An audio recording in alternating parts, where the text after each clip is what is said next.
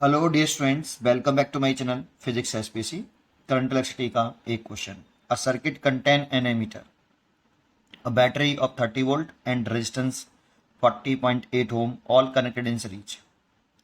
If the emitter has coil resistance 480 ohm and shunt resistance 20 ohm, the reading of emitter will be।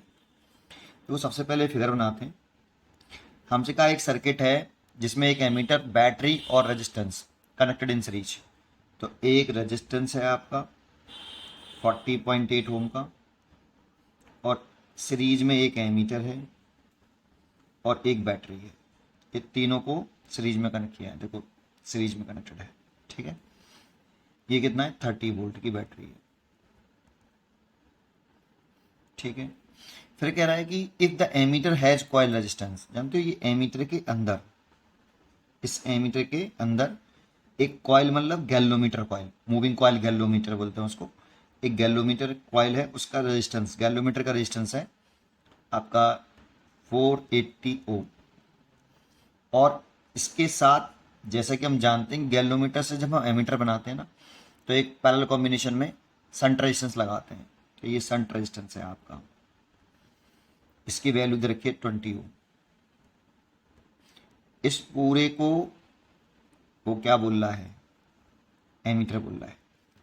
चाहो तो circuit diagram को आप ऐसे बना सकते हो कि ये 40.8 ओम का रेजिस्टेंस, और ये एमीटर के अंदर है ये बेटा। ये यहाँ एक 480 ओम का गैल्वोमीटर लगा हुआ है, ऐसे लगा दो, और इसके साथ एक स्मॉल रेजिस्टेंस लगा हुआ है 20 ओम का, ये 480 ओम का, और इसके साथ लगा हुआ है आपका ये बैटरी 30 वोल्ट की।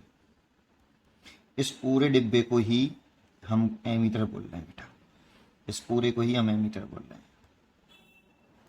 ये इसके अंदर ऐसा होगा। तो अगर इस एमीटर का रेजिस्टेंस निकालना है कितना है, तो ये और ये पैरेलल कॉम्बिनेशन में कनेक्टेड है। तो एमीटर का जो रेजिस्टेंस है 1 एमीटर लिख लेता हूँ, 1/480 प्लस 1/20। यहाँ से 480 एलसीएम ले लिया, यहाँ 1 प्लस यहाँ आया 24।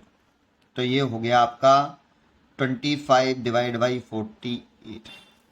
तो आर एमीटर आ गया 480 डिवाइड बाई 25, ठीक है।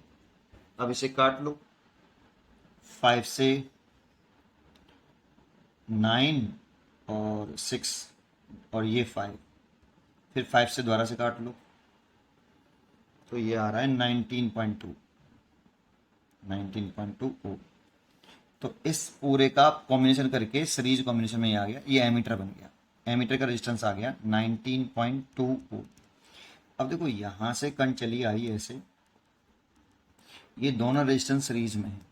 तो सर्किट का टोटल रेजिस्टेंस जो आया आर इक्वलेंट, वो 40.8 plus 19.2, that means 60 ohm R equivalent आ गया। तो टोटल करंट आई बराबर total EMF upon total resistance, ठीक है। तो टोटल ईएमएफ 30 वोल्ट है, इसका इंटररेजिस्टेंस गिवन नहीं है। तो सर्किट का टोटल रेजिस्टेंस देखें तो ये और ये ही टोटल रेजिस्टेंस में आ रहा है, that means 60। That means 1/2 ampere current आ रही है। अब देखो ये करंट 1/2 एम्पियर आई और यही एमीटर के अंदर गई, तो एमीटर 1/2 एम्पियर करंट मेजर करेगा, दैट मीन्स 0.5 एम्पियर। इसे आप 0.5 एम्पियर कह सकते हो। Reading of ammeter is 0.5 ampere. पढ़ते रहिए और खुश रहिए। Thank you.